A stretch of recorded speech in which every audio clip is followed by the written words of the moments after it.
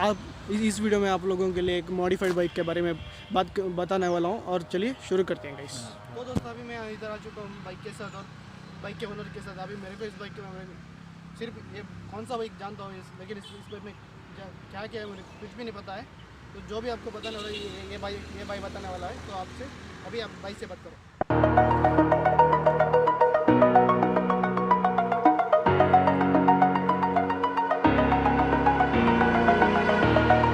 Over the edge, feel like I'm floating through the air.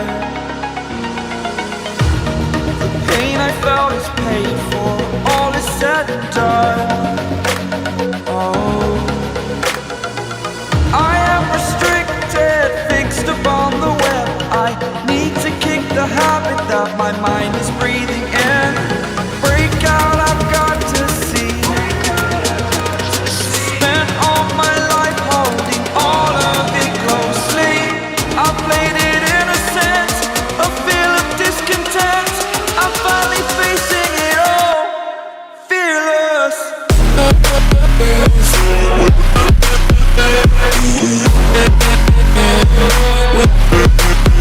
Hello guys, so मेरे ख्याल से बयान ने आपको मेरे बारे में ऑलमोस्ट सब कुछ बता दिया होगा। I am the fricking proud owner of NS200, जिसमें मैंने लेवल 1 का मॉडिफिकेशन किया हुआ है। मोस्ट प्रोबेबली इन डिटेल्स में हम जाएंगे, कोशिश करूंगा जितना हो सके उतना आपको एक्सप्लेन कर सकूं। तो स्टार्ट करते हैं।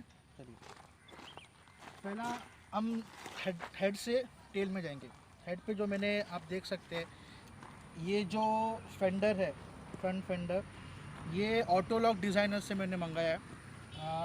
इसे फ्रंट फेंडर कहते हैं, made out of glass fibre. ठीक है, इसको मैंने ऑटोलॉक डिज़ाइनर से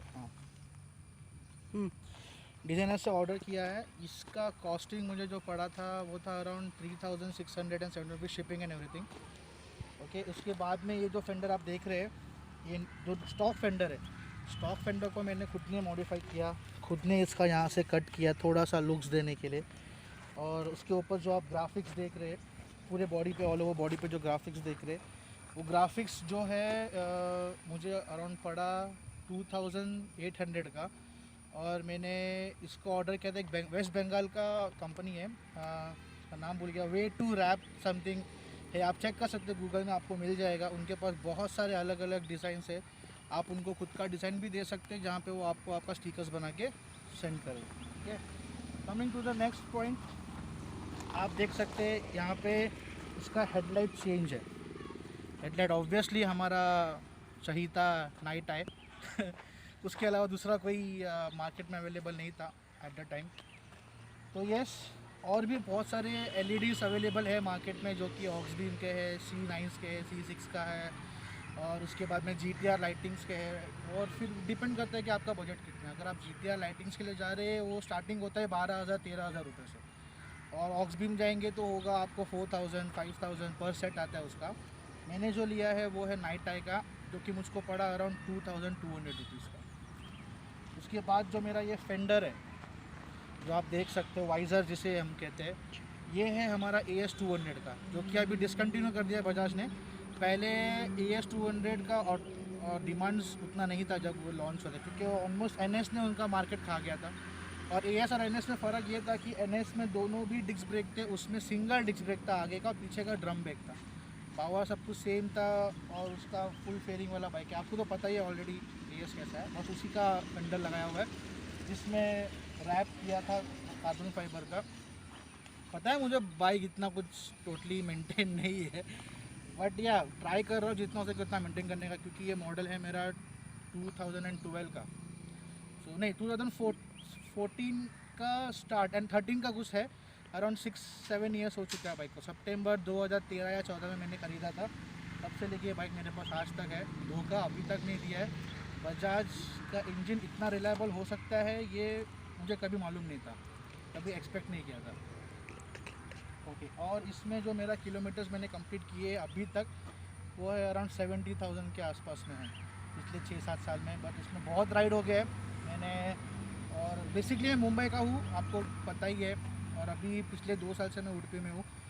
ड्यू टू सम रीजंस मेरा बिज़नेस यहाँ पे है। मुंबई में मैं पहले ओला में कॉल सेंटर्स में काम करता था, तो ख़त्म करके वाइंड अप करके यहाँ पे आया हूँ। तो जब मुंबई में था, जब बाइक स्पेशली सिर्फ टूरिंग के लिए लिया था, तो जब मुंबई में था, मुंबई से गुजरात, मुंबई से दमन, मुंबई से राजस्थान, मुंबई से उदयपुर, जयपुर, माउंट आबू और मुंबई से गोवा, ऐसे बहुत सारे छोटे मोटे ट्रिप्स हुए थे।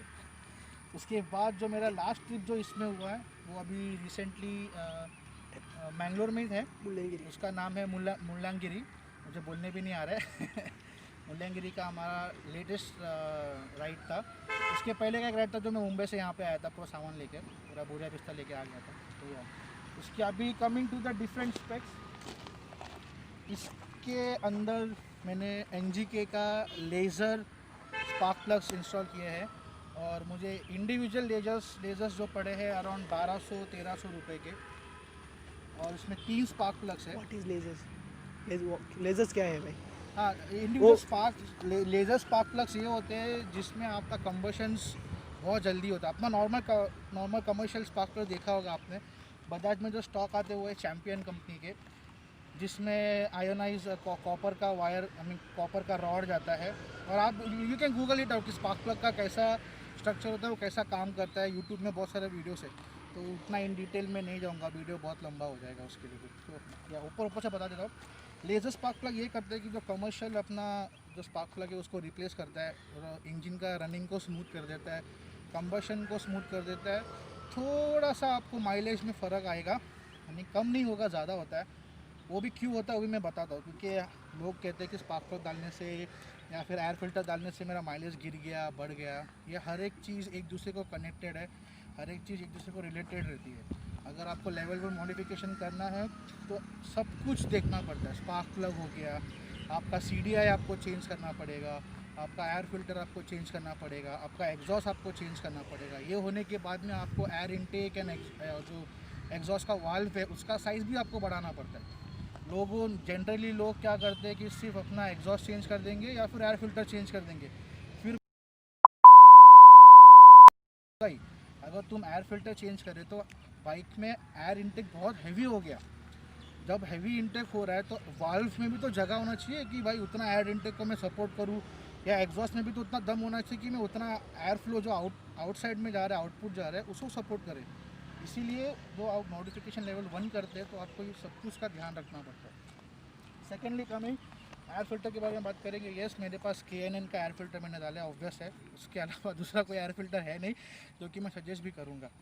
KNN का इसलिए करता हूँ क्योंकि it is maintenance free. Basically it is maintenance free. एक बार आपने डाल दिया, it runs till like 50,000 kilometre, आपको कोई एयर फिल्टर चेंज करने का ज़रूरत नहीं है। और कंपनी क्लेम करती है कि आपका वारंटी वॉइड नहीं होगा।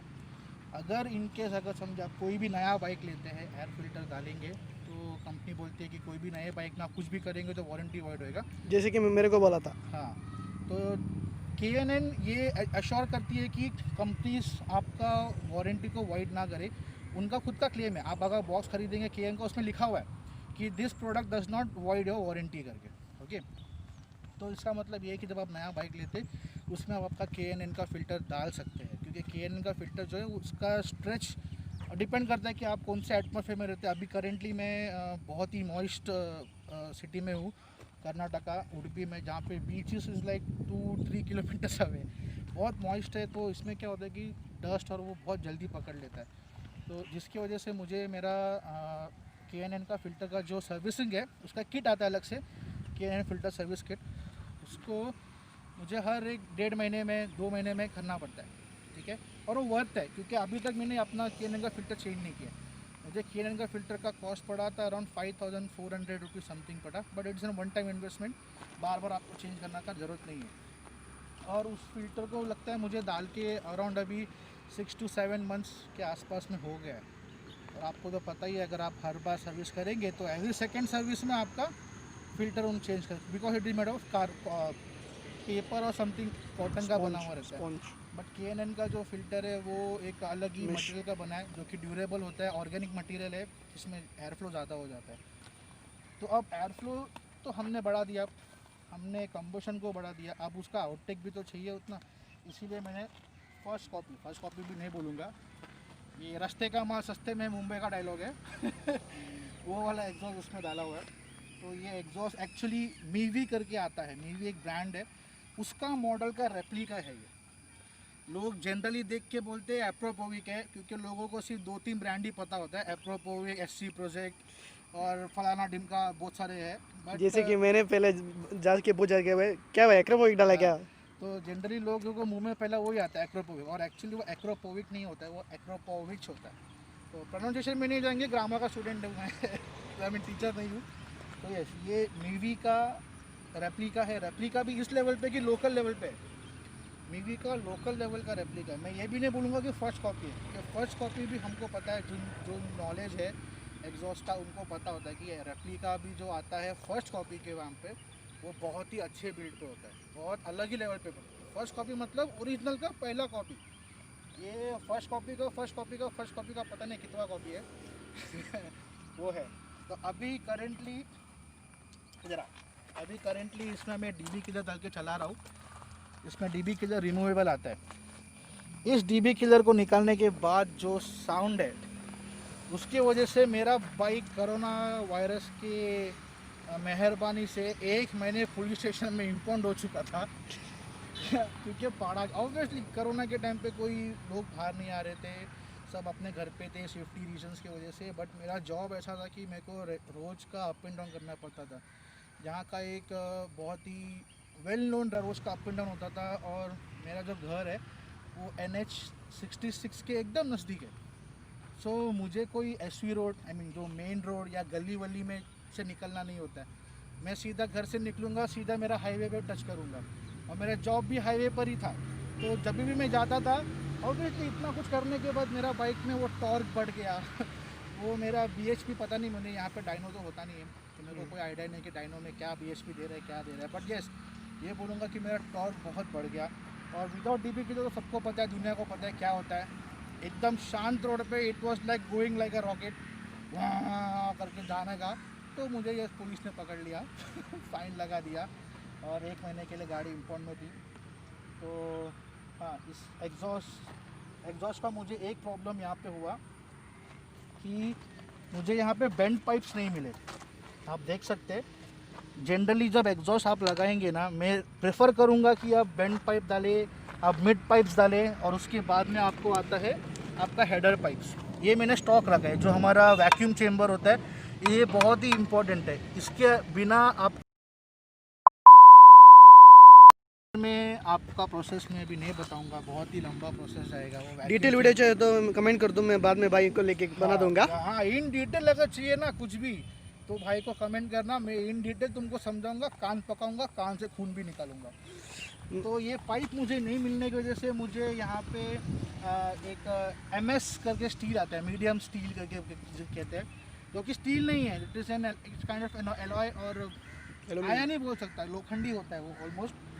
तो उसको वेल्डिंग करके लगाना पड़ा, क्योंकि प्रिफरेबल नहीं है, क्योंकि वेल्ड्स का तो आपको पता है, being in coastal area, welds की तो पूरी लग जाती है। रस्टिंग तो is like piece of a cake rusting तो ऐसा होता है बाइक्स पे कि भाई मतलब पेंटिंग ही कर दिया हमने रस्ट में से ऐसा लगता है तो यार इसीलिए मेरा पाइप का हालत वैसा है। तो और अगर आप देखेंगे तो मेरा जो एग्जॉस्ट है, हमें एग्जॉस्ट नहीं, सस्पेंशन है, रेयर सस्पेंशन, इसको थोड़ा सा ट्विक किया है। ट्विक कैसे किया, यानी कि इसमें नाइट्रोजन ऑयल के समथिंग कुछ जाता है, एक लिक्विड आता है जो कि जाता है, जो कि मैंने चेंज किया। अब वो ब्रांड चाइनीज़ ब्रांड था, we are like boycott China, तो उसको मैं प्रमोट नहीं करूँगा एनी विच वेज। तो वो ऑयल मैंने उसमें चेंज किया है, जिसकी वजह से थोड़ा स्टिफनेस आता है। आप जनरली कोई बाइक लेंगे, आपका NS, अगर आप स्टॉक NS अभी चाहो तो मैं मेरा स्टॉक NS अभी इधर दिखा सकता हूँ मैं। हाँ हाँ, ये इसका NS का आप देख सकते हैं, इसका सस्पेंशन कितना सॉफ्ट है, मतलब थोड़ा सा भी वेट में कितना दब जाता है, देख रहे हैं आप। और कमिंग टू मेरा NS, आप उसको देखिए, ये नहीं दबता है, देख रहे हैं आप। ये जनरली मैंने रेस स्पेक्स के लिए बनाया हुआ था। हाँ, ऑब्वियसली मैं कोई रेसर तो नहीं हूँ, ना ही कोई ट्रैक में रेसिंग होता है, बट ये हाईवे पे मुझे ड्रैग का बहुत शौक है। अरे भाई, अगर आप मेरा कॉइल भी देखते हैं तो मेरा कॉइल और उसके कॉइल में बहुत फ़र्क है। मेरा देख दो, ये कॉयल भी मैंने चेंज किया हुआ है।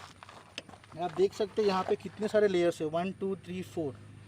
और उसके कॉयल में चेक कीजिएगा, आपको सिर्फ 2 लेयर्स मिलेंगे, 2 से 3, यहाँ से सिर्फ 2 या 3 है। 3 4। हाँ, तो ये डिफरेंसेस है लेवल 1 मॉडिफिकेशंस में, जो कि छोटे होते हैं, लोग जल्दी से उस पर ध्यान नहीं देते हैं। तो ओवरऑल मैंने आपको बता दिया बेसिक, मतलब बाइक में लेवल 1 मॉडिफिकेशन में मैंने क्या क्या काम किया हुआ है। और इसका